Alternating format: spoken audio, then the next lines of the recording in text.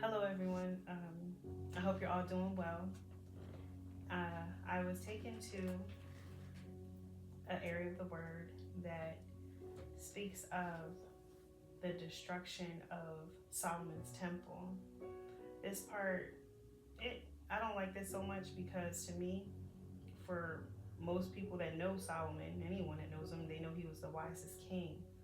And to know that the wisest king could have a destruction of his temple is it's disheartening, it's hurtful, but it's enough to open my eyes to know that whatever got it to that point, I need to be on point when it comes to my life to make sure God doesn't allow things in my life to get to the point where they can destruct, because we're human.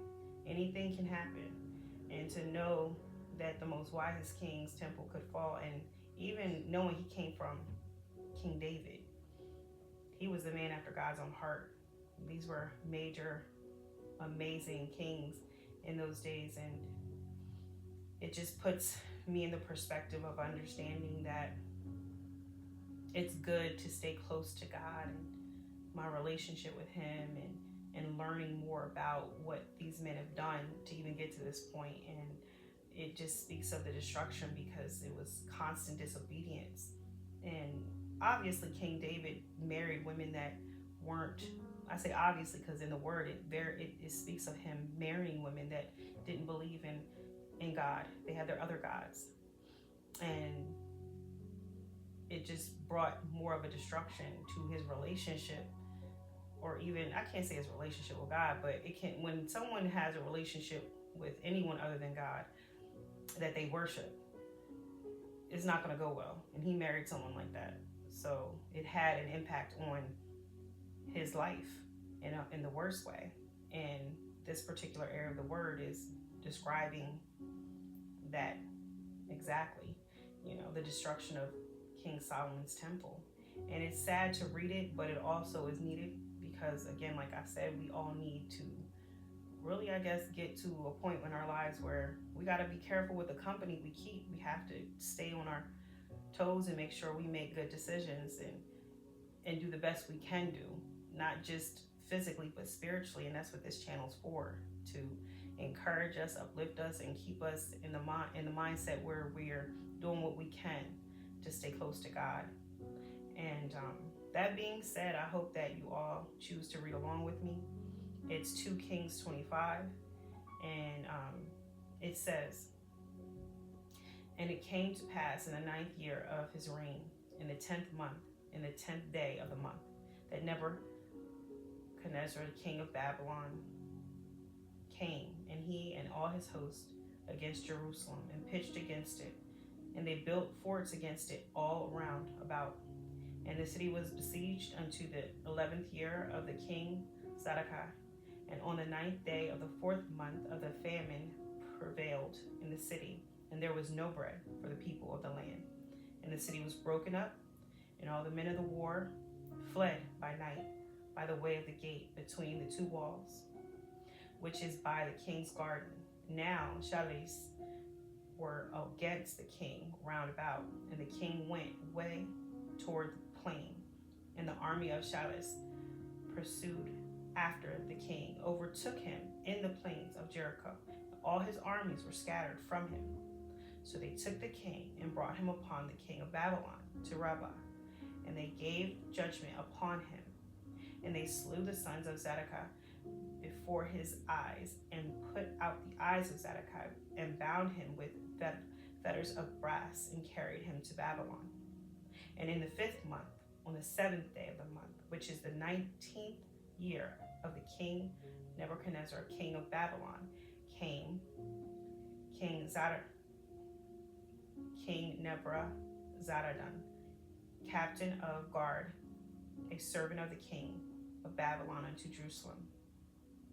And he burnt the house of the Lord, and the king's house, and all the houses of Jerusalem, and every great man's house burnt he with fire, and all the armies of Chaldees that were with the captain of guard break down the walls of Jerusalem around about. Now the rest of the people that were left in the city and the fugitives that fell away to the king of Babylon with the remnants of the multitude did King Nebuzaradan, the captain of guard, carry away. The captain of guard carried away. But the captain of the guard left of the poor of the land to be vine dressers and husbandmen, and the pillars of brass that were in the house of the Lord, and the bases and the brazen sea that was in the house of the Lord, did the Chaldeans break in pieces and carried the brass of them to Babylon, and the pots and the shovels and the snuffers and the spoons and all the vessels of brass wherewith they ministered took they away, and the fire pans and the bowls and such things were of gold in gold, and silver in silver. And the captain of guard took away the 2 pillars, 1 sea and 1 basis, which Solomon had made for the house of the Lord, and the base of these vessels were without weight. The height of 1 pillar was 18 cubit, and the capital upon it was brass, and the height of capital 3 cubits, and the breadth work and the pomegranates upon the chapter round about all the brass, and like unto these had the 2nd pillar with rattan work. And the captain of the guard took Sarai, the chief priest, and Shaphanah, the 2nd priest, and the 3 keepers of the door. And out of the city he took an officer that was set over the men of war, and 5 men of them that were in the king's presence, which were found in the city, and the principal scribe of the host, which mustered the people of the land, and 80 men of the people of the land that were found in the city. Nebuchadnezzar, captain of the guard, took these and brought them to the king of Babylon, Riblah. And the king of Babylon smote them, and slew that Ablah in the land of Hamath. So Judah was carried away out of their land. And as for the people that remained in the land of Judah, whom Nebuchadnezzar, king of Babylon, had left, even over them, he had made Gedaliah, the son of Hekam, the son of Shaphan, ruler. And when all the captains of the armies, they and their men, heard that the king of Babylon had made Gedaliah the governor, there came Gedaliah the Mizraim, even Ishmael, the son of Nethaniah, and Jonah, the son of Kara, and Sarah, the son of Talama, and Netophanethi, and Zana, the son of Mashanathi, they and their men, and Gedaliah swore to them and to the men and to their men, and said unto them, Fear not to be the servant of Chaldees. Dwell in the land and serve the king of Babylon, and it shall be well with you. But it came to pass in the 7th month that Ishmael, the son of Nethaniah, the son of Ishama, the seed royal, came, and 10 men with him, and smote Gedaliah, that he died, and the Jews of the Chaldees that were with him at Mesa. And all the people, both small and great, and the captains of armies, arose and came to Egypt, for they were afraid of Chaldees. And it came to pass in the 30th year of the captivity of Jeroboam, king of Judah, in the 12th month, on the 7th and 20th day of the month, and Evilmerodach,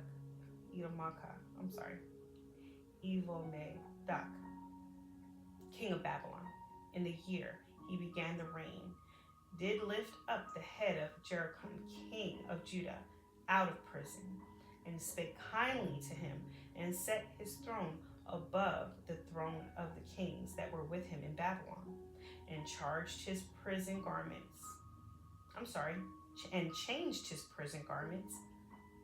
and he did eat bread continually before him all the days of his life.